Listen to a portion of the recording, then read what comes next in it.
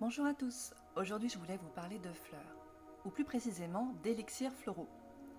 Je les ai découverts durant ma formation naturopathe avec les travaux du docteur Bach. Tout d'abord, je ne vous cache pas avec un certain scepticisme. En effet, difficile de comprendre comment des fleurs ayant macéré au soleil puissent soulager émotionnellement une personne et l'aider à retrouver la santé. Et pourtant, les résultats obtenus auprès de nombreux clients en consultation m'ont convaincu. Alors qui était le docteur Edouard Bach et comment fonctionnent ces élixirs? Au début du XXe siècle, Édouard Bach est apprenti dans l'entreprise de son père.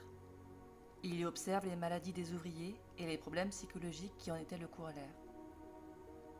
Il décide alors d'entreprendre des études de médecine. Après ses études, il ouvre son cabinet, ainsi qu'un laboratoire et un dispensaire sur Londres.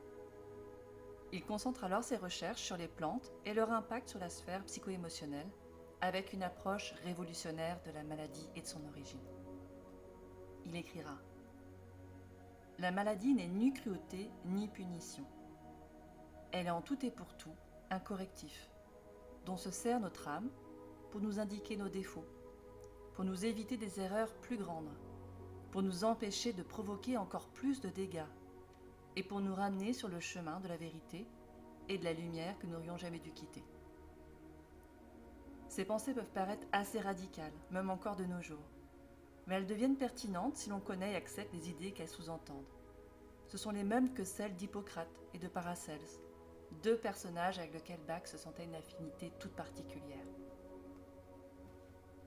L'homme est alors considéré comme un tout inséparable, un corps physique, mais aussi un esprit, une âme.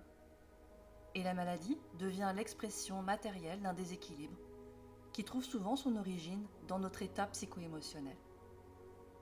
Selon les préceptes de Bach, lorsque notre vie ne vibre plus à l'unisson avec notre moi profond, nos désirs, nos aspirations, il y a disharmonie, perturbation et donc perte d'énergie.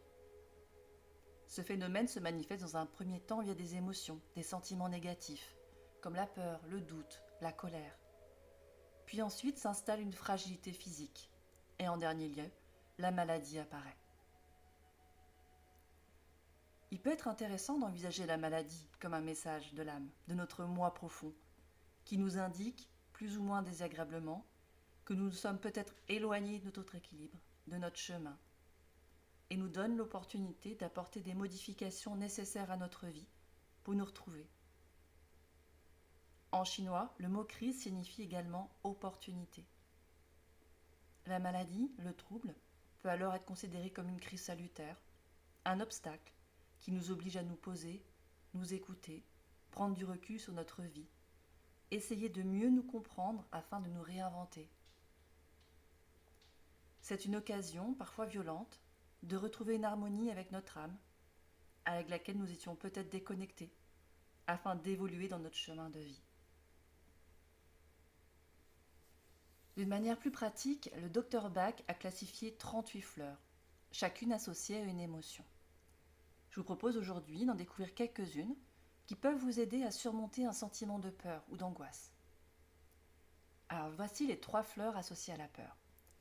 Si vous avez peur d'une chose précise, de la maladie, d'aller chez le dentiste, d'une phobie, on pensera à Mimulus, la fleur du courage, pour aller de l'avant et dépasser vos craintes. Si c'est plutôt une peur irrationnelle, une angoisse inexplicable, la crainte qu'il nous arrive quelque chose, une catastrophe, quelque chose de négatif, on utilisera plutôt Aspen. Enfin, si vous avez peur pour vos proches, enfants, amis, que vous faites trop de soucis pour eux, pour leur sécurité, quitte à vous oublier, pensez à la fleur Red Chestnut, la fleur des mamans poules, qui vous aidera à prendre du recul et vous recentrer. Si vous souhaitez utiliser les fleurs de Bach, on en trouve désormais dans la plupart des pharmacies et magasins bio. Généralement en flacon, sous forme liquide, vous diluez dans un verre d'eau 3 gouttes de la ou des fleurs qui vous concernent et vous buvez votre verre d'eau 3 fois par jour avant les repas. Ça peut être sous forme de cure jusqu'à 1 mois si le mal est plus durable. Voilà aujourd'hui pour la découverte des fleurs de Bach. Je vous remercie pour votre écoute. N'hésitez pas à vous abonner et vous inscrire à la newsletter pour recevoir tous les épisodes et me faire vos retours si vous souhaitez aborder certains thèmes en particulier, ce sera un plaisir.